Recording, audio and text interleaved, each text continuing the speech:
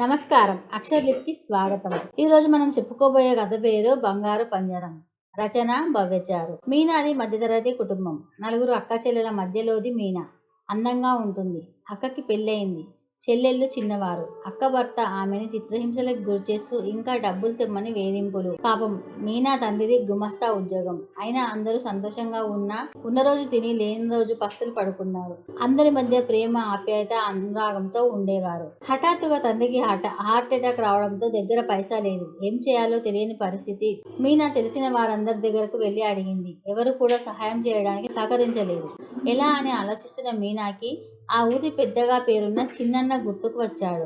వెంటనే అతని వద్దకు పరిగెత్తి వెళ్ళింది. తండ్రికి ఇంకో గంటలో ఆపరేషన్ చేయాలి, లేదంటే తనకి తండ్రి ఉండడు ఇక. అదే ఆలోచనతో చిన్నన్న అనే అతని దగ్గరికి వెళ్ళింది.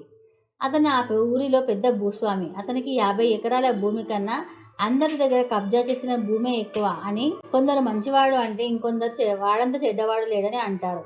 అయినా మీనాకి ఇప్పుడు అవన్నీ ఏమీ గుర్తు రావడం లేదు. మీనా చిన్నన్న ఇంటికి వెళ్ళి సంగతంతా చెప్పి సహాయం చేయమని అడిగింది. అతను వెంటనే ఆమెని కారులో ఎక్కించుకొని హాస్పిటల్కి వెళ్ళి డబ్బు కట్టాడు. తండ్రికి ఆపరేషన్ జరిగింది. తండ్రి కోలుకున్నాడు. ఒక 15 రోజుల తర్వాత తండ్రి మీనాని పిలిచి, అమ్మా మీనా, నేను ఒక పని చెప్తాను, చేస్తావా అని అడిగాడు. సరే నాన్న, ఏంటో చెప్పండి అని అంది. ఏమీ లేదమ్మా, మనకు ఇంత సహాయం చేసిన చిన్నన్న నన్ను ఒక సహాయం అడిగాడు. అది తీర్చడం మన బాధ్యత అని ఉపోద్ఘాతంగా చెప్పాడు. విషయం ఏమిటో చెప్పండి నాన్న అని అంది మీనా. నాకు ఆరోగ్యం అంతంత మాత్రమే. ఇంట్లో చూస్తే చిల్లిగవ్వ లేదు.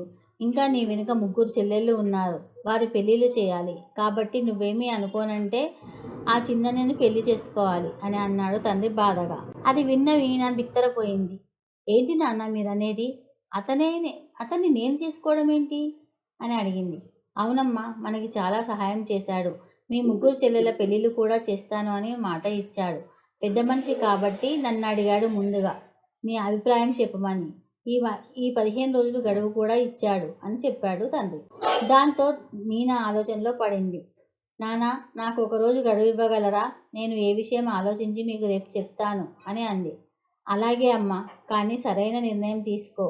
ఇందులో బలవంతం ఏమీ లేదు. కాకపోతే మన పరిస్థితి కూడా ఒకసారి ఆలోచించి నిర్ణయం తీసుకో అని అన్నాడు తండ్రి. అలాగే నాన్న, మీకు నచ్చిన విధంగా నేను నిర్ణయం తీసుకుంటాను అని లోనికి వెళ్ళింది మీనా. మీనా తన గదిలో కూర్చుని ఆలోచించసాగింది. అవును కదా, నా జీవితం గురించి ఆలోచించి కూర్చుంటే నా 3 చెల్లెల జీవితాలు నాశనం అవుతాయి.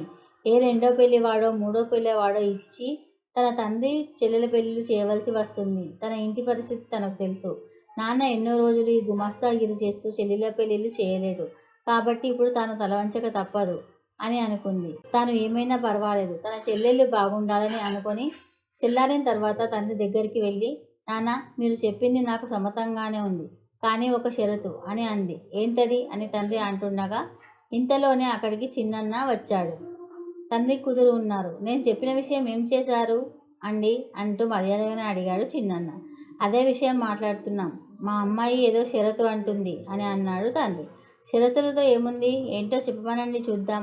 కానీ నేను అడిగింది మాత్రం ఖచ్చితమేనా అంటూ అడిగాడు చిన్నన్న. ఇంతలో మీనా కల్పించుకుంటూ, ఖచ్చితమే, కాకపోతే ముందు నా 3 చెల్లెల పెళ్లిళ్ళు చేసిన తర్వాత మన పెళ్ళి అని అంది.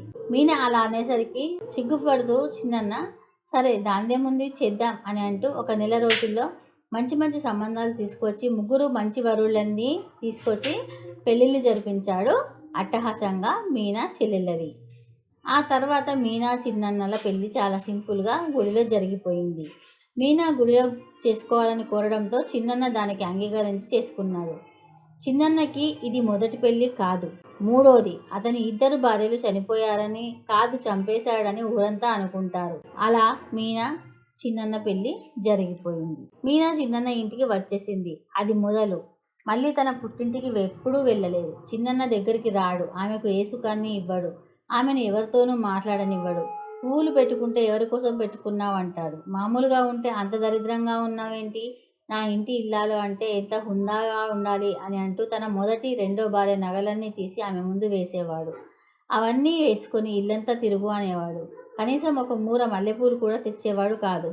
ఒకవేళ ఇంట్లో పూసిన పువ్వులు పెట్టుకున్నా అవి తీసే వరకు ఊరుకునేవాడు కాదు. మీనా పెళ్లి చేసుకుందన్న మాటే కానీ ఏ సుఖానికి నోచుకోలేదు. పొద్దంతా పట్టు చీరలు కట్టుకొని నగలన్నీ దిగేసుకొని ఇంట్లో తిరగాలి. అంతే తప్ప బయటికి వెళ్ళి ఎవరితోనూ మాట్లాడకూడదు.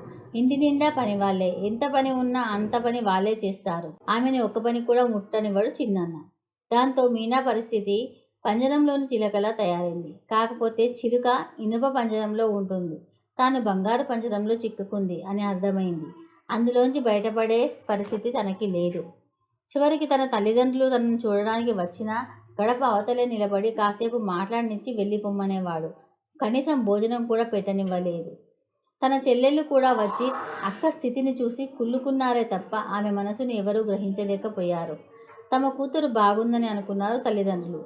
చెల్లెళ్ళైతే బావ చాలా ధనవంతుడని అక్క పట్టుచీరల గురించి నగల గురించి మాట్లాడారే తప్ప అక్క నువ్వెలా ఉన్నావు అని ఒక్కసారి కూడా అడగలేదు. తల్లికి మీనా పరిస్థితి అర్థమైనా ఏమీ చేయలేదు. ఎందుకంటే అల్లుడు వారికి మంచి ఇల్లు కట్టించాడు. ఉండడానికి అన్ని సదుపాయాలు ఇచ్చాడు. దాంతో వాళ్ళు నోరు మూసుకున్నారు ఏమీ అనలేక. మీనా తన చేతులారా తన జీవితాన్ని ఆ బంగారు పంజరంలో బంధించింది. తన చెల్లెళ్ళ కోసం తన తండ్రి కోసం ఆలోచించి తన జీవితాన్ని పణంగా పెట్టి ఆ బంగారు పంజరంలో చిలకలాగా మారిపోయింది. మీనా ఆ బంగారు పంజరం నుండి ఎప్పుడు తప్పించుకుంటుందో కాలమే నిర్ణయించాలి. ఈ కథ కనుక మీకు నచ్చినట్లయితే లైక్ చేయండి, షేర్ చేయండి. అలాగే మా ఛానల్ని సబ్స్క్రైబ్ చేసి పక్కనే ఉన్న బెల్ గంటని యాక్టివేట్ చేయడం అసలు మర్చిపోవద్దు. ధన్యవాదాలు.